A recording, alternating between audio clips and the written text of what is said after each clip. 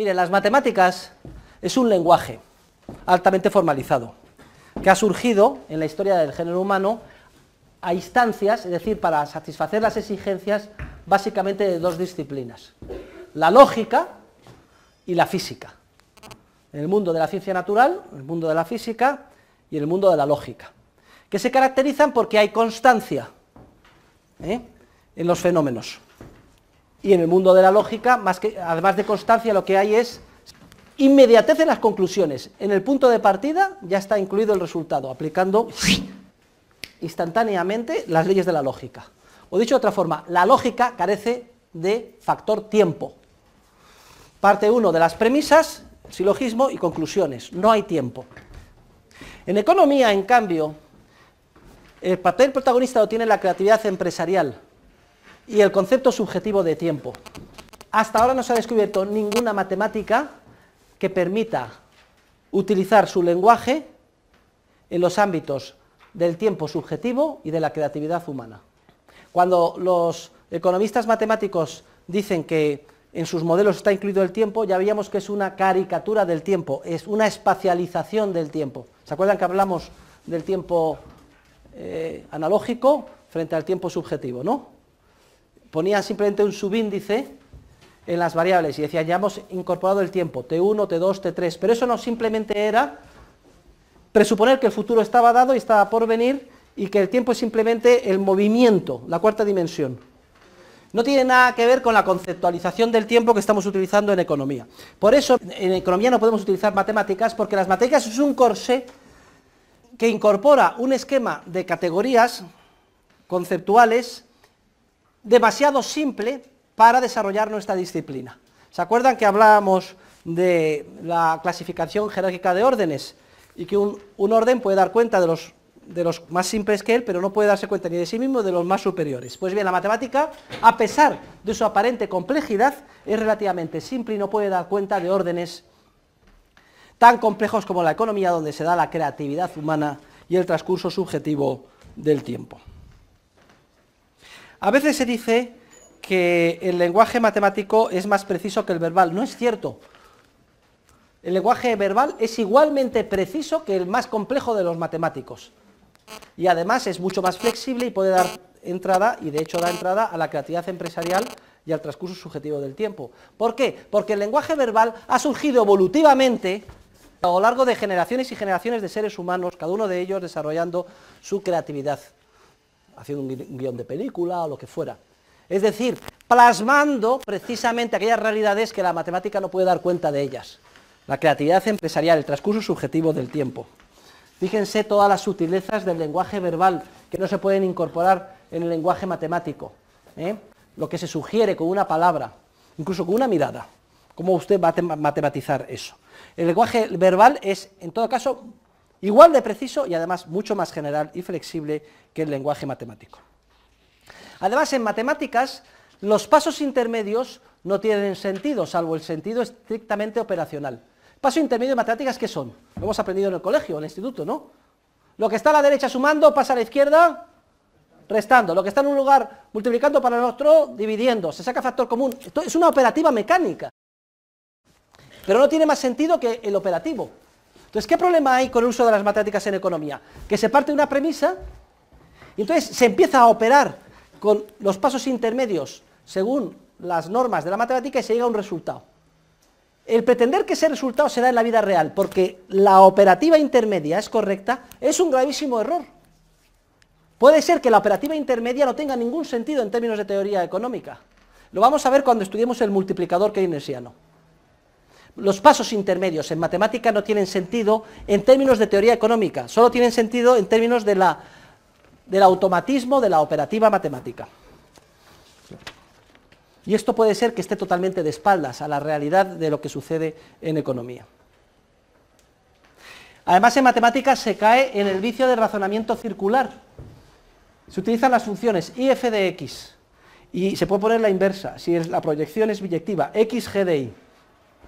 Entonces, fíjense, los economistas matemáticos dicen, unas veces dicen que el precio es función de la cantidad, que es oferta y demanda, y otras veces dicen, no, la cantidad que es oferta y demanda es función del precio. ¿Pero en qué quedamos? Dicen, no, no, si el precio sube, usted demanda menos. Ah, bueno, pues entonces ahora lo entiendo. Lo que yo demando depende del precio. Bueno, tiene cierta lógica. Pero, ¿y qué determina el precio? ¿El precio determina lo que usted demanda? Entonces, ¿qué quedamos? ¿Es el precio el que se determina la cantidad que se demanda o es la cantidad que se demanda lo que determina el precio? Los economistas matemáticos no lo saben, utilizan un lenguaje funcional en el que se da la mutua determinación. Nosotros sabemos que todo es genético causal, que hay un origen en todos los fenómenos económicos, la acción humana. Yo valoro determinados fines, busco medios, en función de eso demando para conseguir mis fines ese medio. Y al demandar ese medio, al final cierro un trato. Y lo último en la cadena es el precio. Luego son las cantidades demandadas, resultado de mis valoraciones subjetivas, lo que determina el precio. Y no al revés. Yo sé el origen de los fenómenos. El economista matemático no. Cae en un razonamiento circular al utilizar las funciones. Y esto sin hablar del absurdo que supone utilizar el cálculo infinitesimal, es decir, cálculo diferencial. Pensar que... Los conceptos infinitesimales no tienen ningún sentido en economía, porque la economía siempre se hace en términos que llaman los matemáticos discretos. Lo infinitesimal no lleva a ninguna acción. El cambio infinitesimal no lleva a ninguna acción. Lo que lleva a la acción es un cambio significativo que el ser humano valora. Pues por esto sí, por esto no. Ahora infinitesimalmente, oye, usted se vendría a la cama conmigo por ese famoso chiste, ¿no? 1.000.000 de euros, señorita. Y luego le dicen, ¿y usted se vendría esta noche a la cama conmigo por 1 euro? Oiga, profesor, ¿qué se cree? ¿Que yo soy una puta? No. Contestación. Que usted es una puta ha quedado dilucidado antes. Ahora solo estamos discutiendo el precio. Bien, este famoso chiste demuestra que todas las acciones humanas son discretas, es decir, no es, vamos a ver, ¿se viene usted a la cama conmigo por 1 euro? No, por 1,000000001 céntimo. Oiga, pero qué tonterías dice. Aquí o me convence usted, o pone dinero que sea significativo, y entonces yo veo la diferencia, o si no, no hay trato. Lo vamos a ver cuando estudiemos la teoría de los precios con el guión de Pretty Woman. Toda la matemática infinitesimal, basada en crecimientos infinitesimales, es la que permite todo el cálculo diferencial. No tiene ningún sentido en su aplicación en la ciencia económica, porque la ciencia económica trata sobre acciones humanas reales, y en las acciones humanas reales, el que nos decidamos ir por aquí o por allá, depende de que veamos una diferencia significativa para nosotros. No cabe aplicar el cálculo diferencial. La econometría es una disciplina que han desarrollado muchos colegas míos, que es resultado de fusionar la estadística y las matemáticas y aplicarla al ámbito y a la disciplina de la ciencia económica.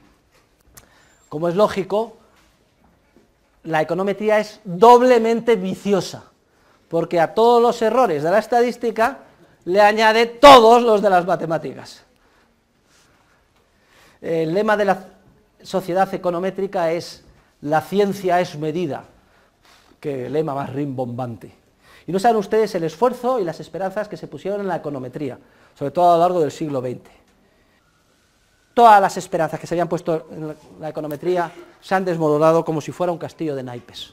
Econometría, repito, se basa en utilizar las matemáticas y la estadística para tratar de hacer avanzar en términos científicos la teoría económica, cosa que es metodológicamente imposible y que por tanto ha fracasado de la manera más lastimosa. Y voy a pasar a hacer unos comentarios, está relacionado con el método, en relación con el polilogismo. Y esto exige que, un poco de la mano de Mises, hablemos algo previamente sobre el racionalismo. Esta palabrota, racionalismo, procede etimológicamente del término razón. Y de hecho la razón del ser humano es el instrumento más importante de que disponemos para sacar adelante nuestras vidas. ¿Alguien lo duda? No sé si habrán tenido ustedes algún familiar, por ejemplo, mayor, aquejado de Alzheimer. En cuanto perdemos la cabeza, es que estamos totalmente desvalidos. No nos podemos enfrentar al mundo que nos rodea. Somos totalmente dependientes. Esta es la ilustración más clara de que el instrumento más importante del que disponemos para sacar adelante nuestras vidas es la razón humana. Ahora bien, El que reconozcamos esto no debe suponer que caigamos en el error de endiosar la razón humana. Y lamentablemente esto es lo que muchos han hecho en el campo de la ciencia. De hecho, podemos decir que hay dos tipos de racionalismo. El primero vamos a llamarle racionalismo falso, erróneo, exagerado, no científico. ¿En qué consiste este racionalismo? Consiste en suponer que la mente del ser humano es mucho más potente de lo que en realidad es. Consiste en creerse que es posible a la razón del hombre llegar a saber mucho más de lo que en realidad la razón humana puede llegar a conocer. Pues bien, este racionalismo exagerado, erróneo, es el que constituye el fundamento o los cimientos del cientificismo, del cientismo, del positivismo, que hemos comentado en clases anteriores. En el campo de las ciencias sociales ha alimentado la ingeniería social, la econometría. En el campo de la política es la base del socialismo, del comunismo, de todos los intervencionismos. Tienen como finalidad crear una utopía en la Tierra, un nirvana en la Tierra, utilizando el poder coactivo del Estado, porque se supone que los problemas son simplemente que hay que quitar a gobernantes malos, poner a los buenos y sabios, porque la mente del ser humano es capaz de organizar un mundo mucho mejor. El racionalismo erróneo, exagerado, falso, surge, explota con la Revolución Francesa. Tiene su origen en la Revolución Francesa, en 1789. Se destruyen las imágenes religiosas en las iglesias. Se sustituye por la diosa razón. Se endiosa la razón humana. Se quieren cambiar hasta los nombres de los meses. Recuerden el 18 Brumario de Napoleón Bonaparte, el título del emperador Napoleón. Los racionalistas exagerados, que endiosan la razón humana, piensan que las instituciones humanas son imperfectas porque han surgido evolutivamente y que pueden mejorarse desde arriba, que pueden rediseñarse, que pueden modificarse deliberadamente al antojo del ser humano. En el ámbito del derecho, el racionalismo exagerado se plasma en lo que se llama el positivismo jurídico, cuyo principal representante es Hans Kelsen, fue Hans Kelsen. Para los positivistas jurídicos es ley lo que emana de la soberanía popular encarnada en una asamblea. Y da lo mismo en qué consista esa encarnación. ¿Que consiste en matar, hacer un genocidio, gasear 6 millones de judíos? Pues así es la ley, poder del Estado, desde arriba, impuesto hacia abajo. En economía, el racionalismo exagerado se plasma en muchísimos libros de texto. Por ejemplo, recuerden el de Samuelson, cojan ustedes el libro de texto de Samuelson, Introducción a la Economía. Dicen que la economía es una ciencia que tiene que dar respuesta a 3 preguntas. ¿Qué hay que producir? ¿Cómo hay que producir? ¿Y para quién hay que producir? Cosa más absurda. Nadie en economía se plantea y se puede plantear tal cosa.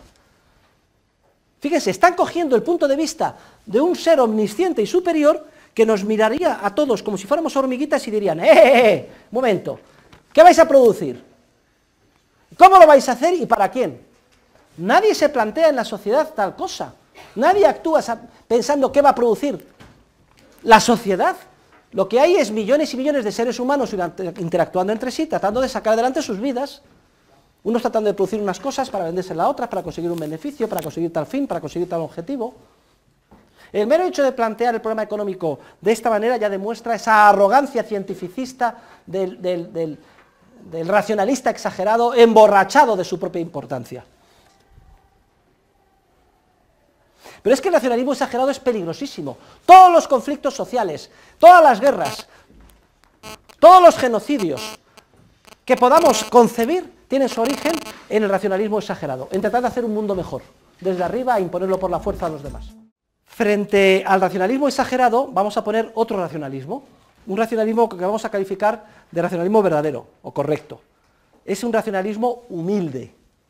Es un racionalismo que ante todo reconoce los propios límites de la razón humana.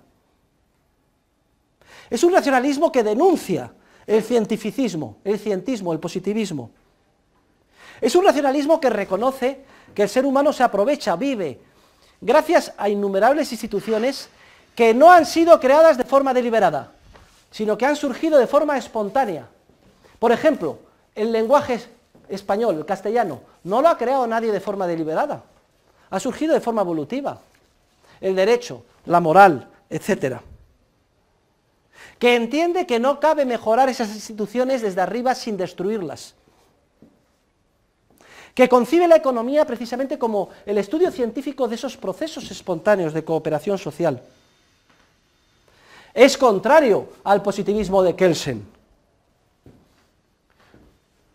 La escuela contraria al positivismo de Kelsen es la escuela de Savigny, la escuela que concibe el derecho como un proceso evolutivo, que va surgiendo a lo largo de muchas generaciones. Savigny fue un genial jurisconsulto alemán, especialista en derecho romano. Tuvo un debate sobre la codificación con un racionalista cartesiano francés, Thibaut. Decía el francés, el derecho es lo que está en el código napoleónico. Y contestaba Savigny, no, el derecho es anterior al código, surge evolutivamente, de forma consuetudinaria. El derecho no se codifica hasta muy tardíamente en la historia. Los grandes jurisconsultos romanos descubrían el derecho que ya estaba allí, que había surgido evolutivamente en la sociedad. Solo en la etapa final del imperio, cuando está a punto de caer en Oriente, a un emperador llamado Justiniano le da miedo de que se olvide el derecho y dicen, póngalo por escrito. Y surge el Corpus Juris Civilis, pero eso es la parte, eso es muy al final. El famoso código napoleónico, que decían Napoleón dictó artículo número 1, artículo número 2, en realidad lo que hizo fue copiar el derecho romano, adaptarlo un poquito a alguna realidad de la Francia de su época. Nosotros somos racionalistas humildes, racionalistas que reconocemos el límite de la razón. En el ámbito del urbanismo también se observa. ¿Quién ha estado en París? Que levante la mano. Bien. ¿Quién ha estado en Londres? Levante la mano. ¿Qué diferencia hay entre las dos ciudades? Francia está perdida, pobres franceses. Están perdidos. De Francia no llega nada más que desgracias. Están hundidos en el racionalismo exagerado desde la Revolución Francesa. La grandeur de la France. Y René Descartes, racionalismo cartesiano. ¿Cómo está París? Hecha tiralíneas, Campos Elíseos, Plaza de la Concordia, Napoleón, perfecto, todo perfecto, cuadrículas. Cambio como en Londres. Londres es un orden espontáneo, no sabe por qué, en el medio de Londres hay una calle, en curva. ¿Y por qué? Pues no se sabe por qué. Y luego otras que salen así, otras que salen asado, y de pronto no hay, es un orden espontáneo, aparentemente caótico. Una es la tradición del racionalismo exagerado, la otra es la tradición del racionalismo humilde, evolutivo. Comparen. ¿Y dónde está España? ¿Por dónde está España? ¿Qué es lo que ha influido más a España? Pues miren, desde los Borbones, Francia. Bueno, vamos a hacer, no todos los franceses son igual de malos. Ha habido algún francés que se salva de la quema. Racionalista, correcto, humilde. Por ejemplo, Charles Condat, barón de Montesquieu, el espíritu de las leyes, su principal, las cartas persas. Este es un racionalista humilde, que denuncia el racionalismo exagerado de su propio país. Y también hay británicos que han sido de un racionalismo exagerado feroz. Por ejemplo, Jeremías Bentham, demente. Entre otras cosas, al morir se mandó que le hicieran su momia y está ahí expuesta, sentado el tío, en una universidad, una cosa. ¿Saben ustedes lo que es el panopticón? Pues este señor es el inventor de Gran Hermano. Es una cárcel donde todas las paredes eran de cristal. Y él decía que ahí, eso es lo que el ideal, ¿no? En la sociedad, para ver todo lo que hace todo el mundo, ¿no? Y que observarlo desde arriba. Gran Hermano. Y controlar, y un cálculo de costes-beneficios, una utilidad, todas las decisiones sociales en función de la maximización de utilidad, como si se pudieran medir y conocer desde fuera por un gobernante lo que produce utilidad, lo que produce coste. O sea, un ingeniero social penosísimo. Introduce el virus en el mundo anglosajón del racionalismo exagerado más perturbador de la ingeniería social, un hombre peligrosísimo, Jeremías Bentham. Luego, por tanto, aunque he puesto la tradición anglosajona de racionalismo humilde frente a la francesa de racionalismo exagerado, pues son grandes brochazos. Hay teóricos que se entrecruzan, aun siendo franceses en el campo correcto, aun siendo ingleses en el campo erróneo. Una de las manifestaciones del ataque a la razón, aunque sea la razón humilde, más claras es la del polilogismo. Vamos a definir el polilogismo, siguiendo a Mises, como una doctrina según la cual la estructura lógica de la mente humana varía, y aquí hay dos tipos o vertientes distintas del polilogismo. Por un lado está el polilogismo marxista y por otro lado está el polilogismo nazi. Para los marxistas, la estructura lógica de la mente humana varía según la clase social del ser humano de que se trate. De manera que la estructura lógica de la mente de un burgués no tiene nada que ver con la estructura lógica de la mente de un trabajador o de un proletario. ¿Saben ustedes de dónde viene proletario? De los prolegijos. Entonces, ¿por qué se llamaban los pobres proletarios? Porque no tenían nada más que sus hijos. Poco menos que estaban desnudos con sus hijos. Bien. Para los partidarios del polilogismo nazi, lo que hace variar la estructura lógica de la mente del ser humano no es la clase social, sino la raza a la que pertenece uno. De manera que la raza aria tendría una estructura lógica determinada, su mente, distinta de la raza negra, de la raza asiática, etc. Polilogismo significa muchas lógicas. ¿Por qué el polilogismo carece de sentido? Vamos a dar 5 razones y seguimos a los 5 argumentos que dice Mises. En primer lugar, miren, en ningún lugar los polilogistas, no importa que sean cualquier científico de los que apoyaron a Hitler o de los que han apoyado en todo el mundo occidental el marxismo, etc. En ningún lugar se define de forma unívoca y científica cuál sea el concepto de clase social o de raza que serviría para determinar la distinta estructura mental, sino que se habla de conceptos burdos, laxos. No, es que este es burgués, no es que este es millonario. Sí, pero ¿dónde se empieza a ser burgués? ¿Dónde se deja de ser trabajador? Bien, segunda razón. Admitiendo efectos dialécticos que pudiéramos definir de una manera perfectamente objetiva qué es una clase social o qué es una raza, ninguno de los teóricos del polilogismo, que son legión, incluso hoy, a pesar de que explícitamente no lo admitan, en ningún lugar explican cómo y cuándo cambia la mente del ser humano. Vamos a ver, cuando un trabajador ahorra, se convierte en autónomo del taxi, sigue ahorrando y al final hace una empresa con 10 taxis y se convierte en capitalista, ¿en qué momento deja de tener espíritu y mente de clase trabajadora y pasa a tener espíritu y mente de burgués empresario? O para los polilogistas que se basan en la raza, ¿en qué consiste la estructura mental del mestizo? Por ejemplo, Boris Becker, la encarnación de la raza aria, 2 metros de alto, rubio, ojos azules, etc. Pues le gustó una chica negra. Le podíamos preguntar a un nazi, ¿qué coño era la estructura mental del hijo? ¿La de aria o la de raza negra? ¿O es que no tiene estructura mental el niño? ¿En qué consiste la del mestizo? Pero en tercer lugar, especifíqueme usted exactamente la diferencia. ¿Cuál es la diferencia en la estructura mental de un judío respecto de un ario, o de un burgués y un capitalista respecto de un trabajador y un sindicalista?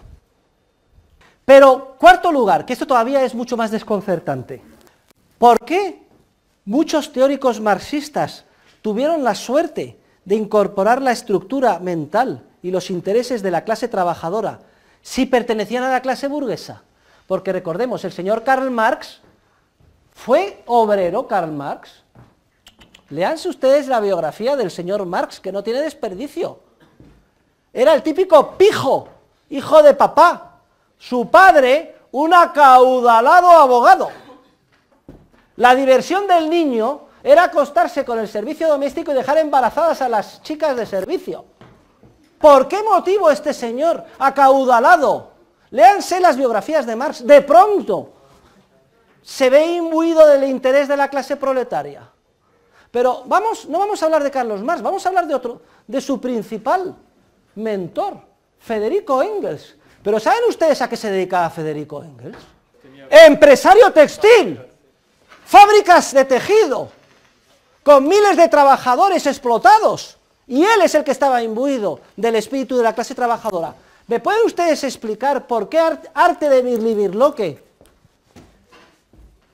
la esencia de la burguesía, de pronto tiene estructura mental proletaria? Vamos al otro polilogismo. ¿Y por qué un señor cetrino y bajito, con bigote negro y todos los rasgos de judío, llamado Adolfo Hitler, de pronto resulta que es la encarnación de la estructura mental del ario? Porque, hombre, si hubiera sido un tío de 2 metros de alto, un Boris Becker, pues por lo menos le puedo entender un poco, pero pensé que es un tío que lo que parece es un judío, como la copa de un pino. ¿Por qué motivo? Estamos haciendo una pequeña parodia, pero no es tan parodia. Y es que, queridos alumnos, las teorías hay que criticarlas según sus propios méritos, analizarlas con el máximo rigor científico, tratar de depurarlas una y otra vez, siempre con este espíritu de humildad intelectual, del racionalismo correcto. Y es totalmente irrelevante apelar a su origen, como hacen los marxistas. El profesor Huerta, todo lo que dice de economía es falso. ¿Por qué? Porque es burgués capitalista y no está imbuido del espíritu de la clase trabajadora. ¿Se dan ustedes cuenta dónde está la trampa? O todo lo que digan estos señores no me vale a mí, porque son judíos. Miren, a mí me da lo mismo que Fleming fuera judío. El caso es que descubre los antibióticos, me los pongo y me salva la vida. Las teorías, los avances científicos, hay que juzgarlos según sus propios méritos, sin apelar al supuesto origen prostituido según la clase social o según la raza del interesado. En realidad, estas ideologías erróneas lo que pretenden es inmunizarse a la crítica, blindarse ante el razonamiento crítico científico, recurriendo a los burdos argumentos de los polilogistas. Porque en última instancia, la estructura mental del ser humano es una y solo una.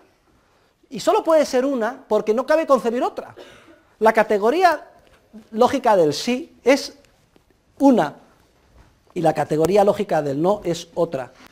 Pero es uniforme y universal en todas las mentes del ser humano, sea uno negro, sea uno blanco, sea uno azul, sea uno burgués o sea uno proletario. Es cierto que puede haber diferencias de tipo cultural. Por ejemplo, Japón. Vayan ustedes a Japón, que es muy divertido. Aquí en España, cuando se mete un gol, ¿qué es lo que pasa en el campo de fútbol? ¡Gol! Todo el mundo está un follón tremendo, ¿no? Y cuando está desarrollándose la jugada, un silencio, a ver qué pasa. Pues en Japón es al revés. Cuando se está desarrollando la jugada, ¡ah! Y cuando se mete el gol, silencio. Aquí nos vestimos de blanco para casarnos y de negro para ir a un funeral. En otras culturas es al revés. Se visten de negro para casarse, a lo mejor tenía más razón, y de blanco en el funeral. Bien, esas son diferencias, ojo, culturales, no son diferencias de estructura lógica de la mente del ser humano, porque la estructura lógica, repito, de todos los seres humanos es una, y solo una, entre otras cosas porque no cabe concebir que haya otra, ni siquiera podemos concebir que haya otra. Y los polilogistas son muy peligrosos, no se dejen ustedes llevar por las ideologías que están ahí, que siempre deseosas de atraer a gente joven, que es gente impetuosa, que quiere resultados rápidos e ingenua. Ya tienen ustedes argumentos más que de sobra para criticar a cualquier polilogista que se les acerque. ¿Por qué no podemos aplicar este criterio de demarcación popperiano que expliqué el otro día, de la hipótesis falsable mediante la contrastación empírica, al ámbito de la ciencia económica? Por 4 razones esenciales que estudio con detalle y sigo literalmente mi artículo, Método y crisis en la ciencia económica. La primera razón, ¿se acuerdan ustedes cuál era el objeto de estudio de la economía? ¿Eran cosas o ideas? Eran ideas. el objeto de investigación en economía son ideas. Las ideas que los otros seres humanos que investigamos tienen sobre lo que desean, sobre cuáles son los medios que creen a su alcance para lograr lo que desean, sus fines. Y no son cosas directamente observables en el mundo exterior. Pues bien, las ideas no se pueden observar directamente en el mundo exterior. Miren ustedes a su alrededor. ¿Ven alguna idea? A ver, vamos a hacer un experimento de laboratorio. Marc, mire usted alrededor. ¿Ve usted alguna idea? Vamos a ver, ¿vemos ideas? No, nadie ve ideas. Las ideas no se pueden observar. No forman parte de una realidad incontrovertible, exterior, que se pueda mirar en un laboratorio de forma objetiva.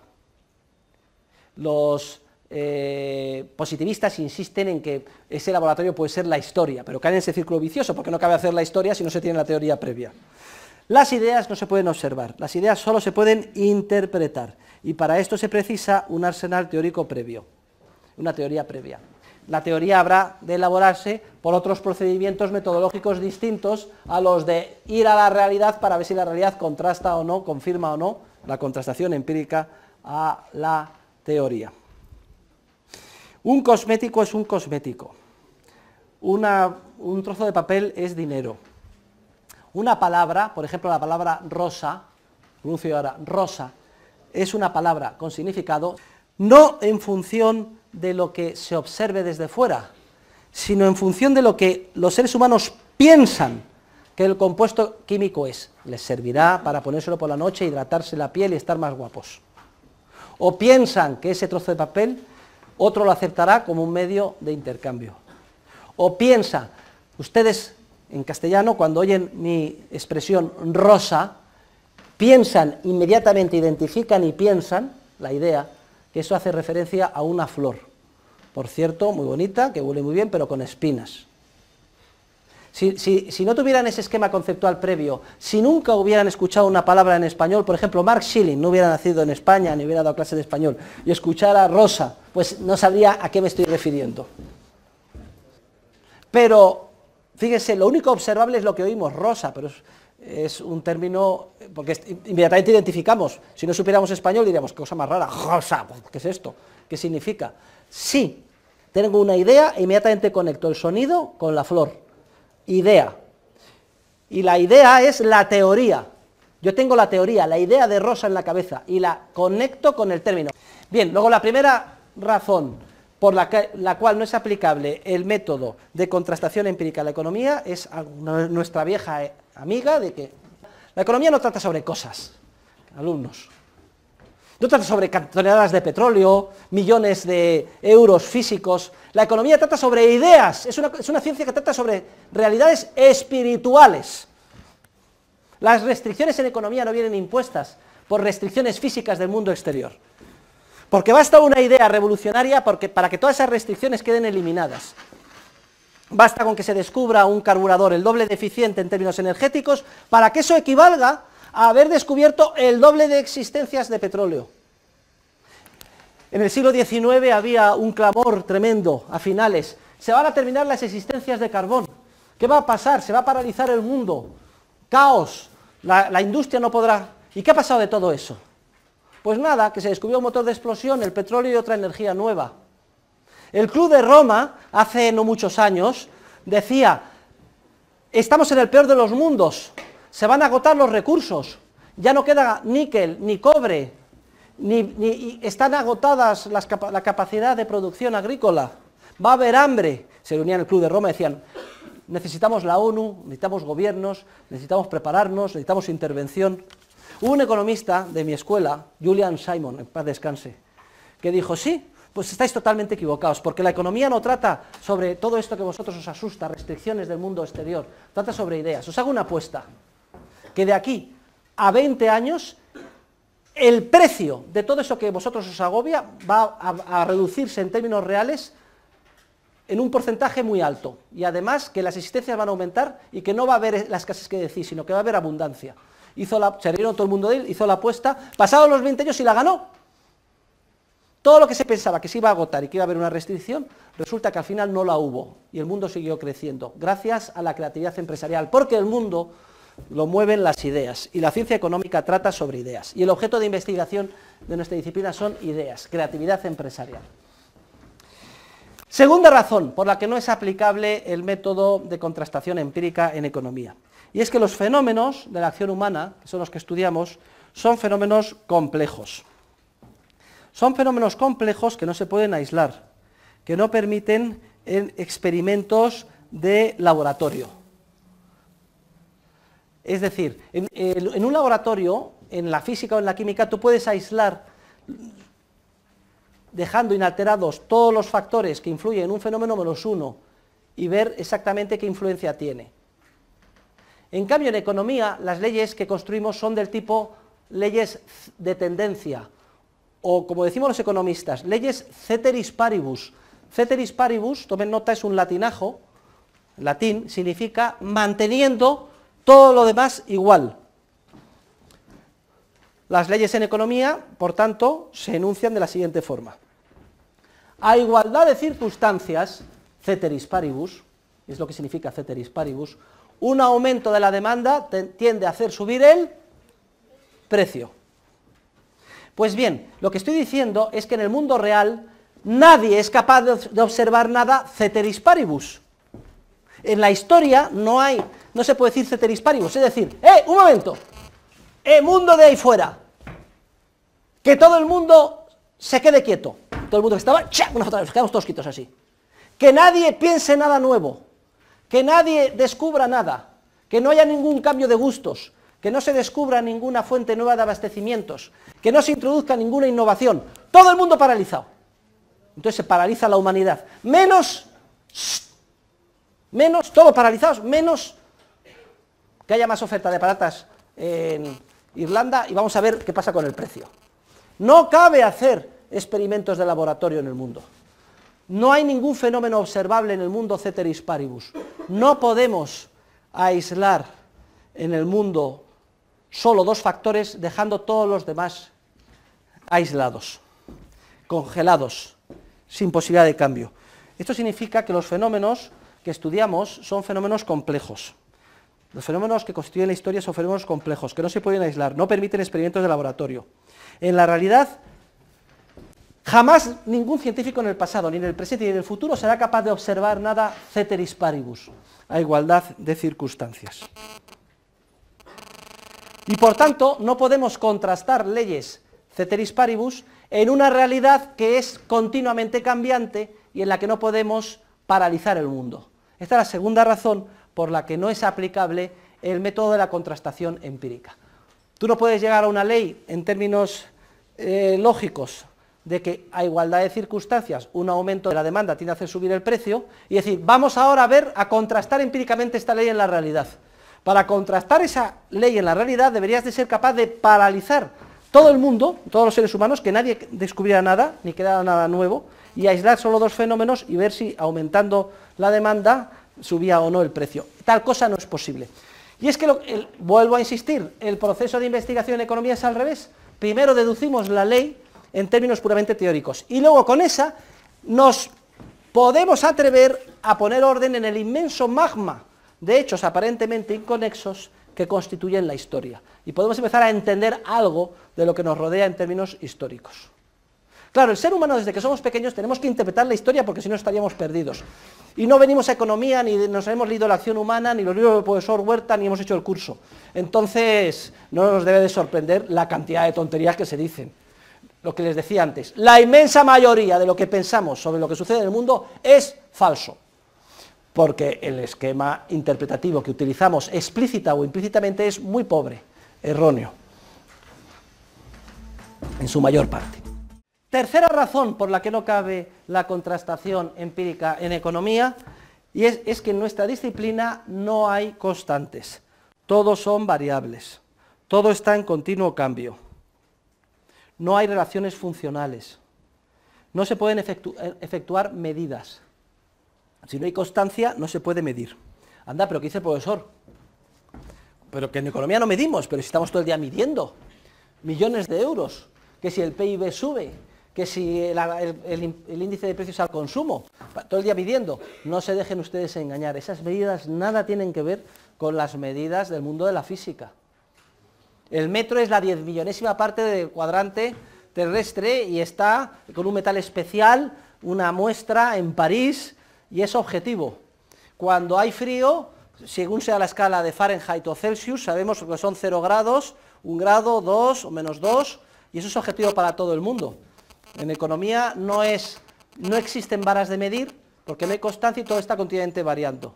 El euro es una unidad monetaria, cuyo poder adquisitivo varía continuamente, de un día a otro, de una hora a otra.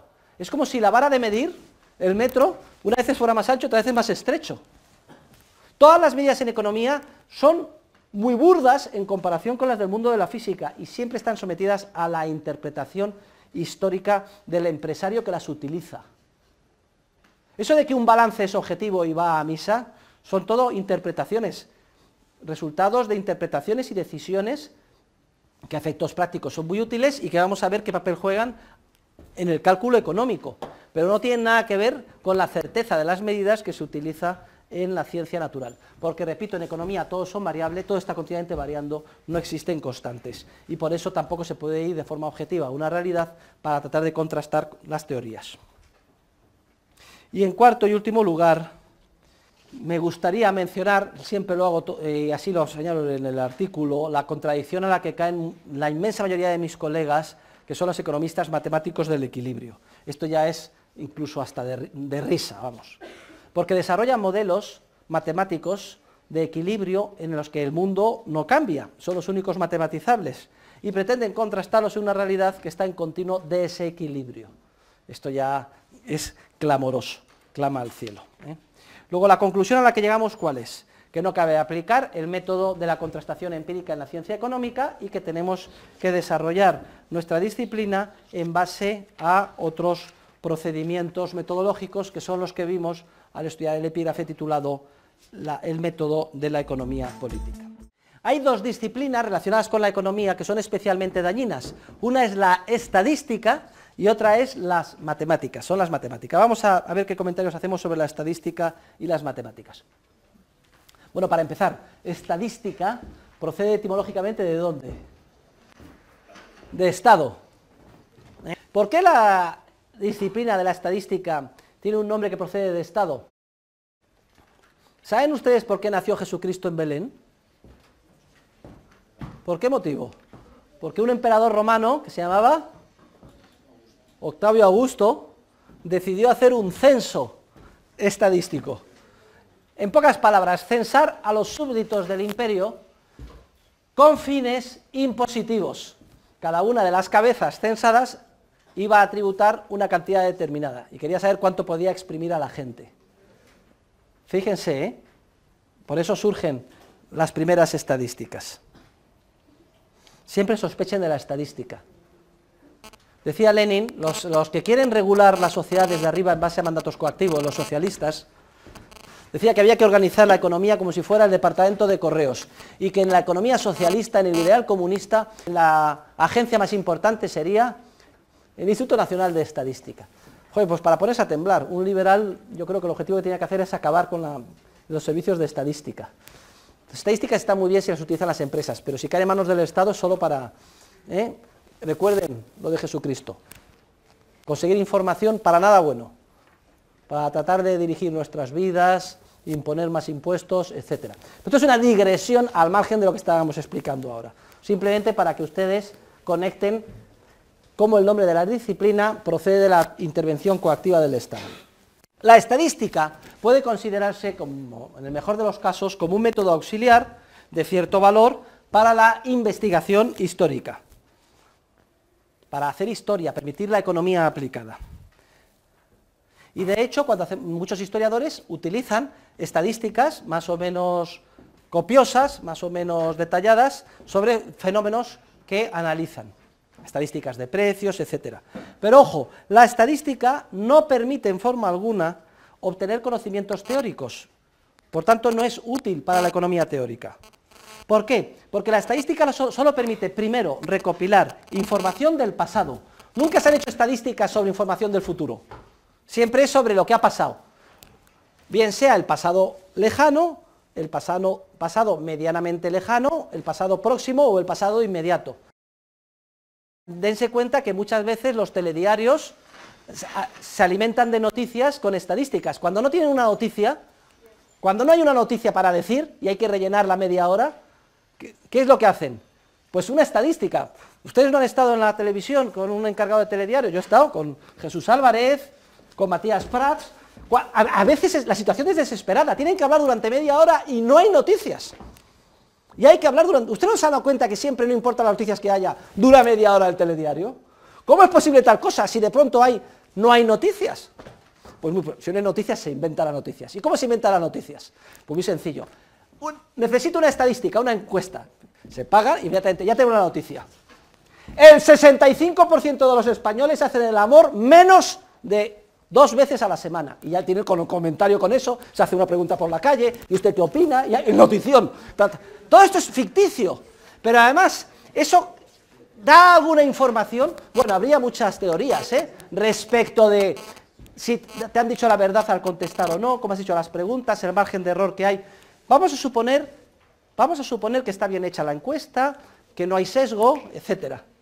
En todo caso, seamos conscientes de que esa información es una información de valor arqueológico, que se refiere al pasado. Que el hecho de que eso haya sucedido ayer no significa nada que suceda hoy, ni mucho menos mañana. Es más, la propia estadística sesga el comportamiento. Porque hay mucha gente que dice, coño, el 60% entonces dura 12 a la semana. Y yo hago mis cuentas y hace un mes que no hago nada. Luego todo el mundo a la cama. Con lo cual se cambia el comportamiento de todo el mundo. ¿Sí o no? Fíjense ustedes cómo la propia estadística y encuesta sesga el comportamiento futuro y hace que no tenga nada que ver con el pasado. La conclusión, las estadísticas solo se refieren, en el mejor de los casos, si además están bien hechas, a fenómenos del pasado, que no tienen por qué repetirse en el futuro. Además, solo recogen información sobre elementos sueltos de las estructuras formales de los procesos de mercado, pero no da ninguna información sobre las leyes económicas que informan esos procesos. Hay muchos conceptos que son medibles estadísticamente y no tienen ningún sentido económico. Y viceversa, los conceptos con verdadero sentido económico no se pueden medir estadísticamente. Por ejemplo, Producto Interior Bruto, que usted lo mide. ¿Tiene algún sentido Producto Interior Bruto? Lo veremos en un momento. No tiene ningún sentido. No es una medida objetiva. Recoge el valor, supone, a precios de mercado de los bienes y servicios producidos en el país. Pero, ¿y si resulta que unos bienes y servicios son contradictorios con otros? Se produce cemento, pero no se produce el hierro necesario para que con el cemento construir el bien final. Se computa en el PIB el cemento como si tuviera algún valor, y no tiene ningún valor porque al final va a quedar sin utilizar una parte importante de él. Cuando se hacían estadísticas en la época del socialismo real, la extinta Unión Soviética aparecía como el primer productor del mundo, en base a las estadísticas, era el primer productor del mundo de hierro, de acero, de cemento, de patatas, de tractores. Es que midiendo en términos físicos las toneladas producidas, era el primer productor del mundo. La conclusión, que era un país riquísimo. Y sin embargo era un país pobre, tercermundista. Los tractores, el primer productor del mundo de tractores, yacían oxidándose en extensísimas parcelas en determinado lugar. Las patatas, el primer productor del mundo de patatas, no las se cosechaban nunca, ni llegaban a los mercados, y se pudrían en Ucrania. El cemento se utilizaba para producir instalaciones que no quería nadie. Entonces, sumando las estadísticas, aparecía como el primer país del mundo, el más rico del mundo, y sin embargo era un país tercermundista, porque las estadísticas no recogen los aspectos cualitativos, sutiles, de creatividad empresarial, de coordinación, que son los que hacen la diferencia entre un país próspero y un país pobre, y por eso se derrumbó el muro de Berlín. Cayó el socialismo real. Y lo mismo pasa, salvando las distancias, en relación con las estadísticas que se aplican hoy en día en las economías de mercado en relación con todos los ámbitos en los que interviene el Estado. Luego, estas medidas aparentemente objetivas de PIB, renta nacional, etcétera, carecen de sentido teórico, en gran medida de sentido teórico. Aunque se pueden medir, no conllevan un conocimiento teórico. Lo que pasa es que la gente dice, anda, ha crecido el PIB un 2%, qué bien, somos más ricos, estamos muy contentos, qué buena es la gestión de Zapatero. O ha decrecido un 1 y pico por ciento, uy, qué desastre, qué mal va, etcétera. Un 1 y pico por ciento. ¿Pero qué significa esto? La estadística solo recoge hechos del pasado y no da ninguna información sobre las formas de los procesos de cooperación social que constituyen la ciencia, la teoría económica.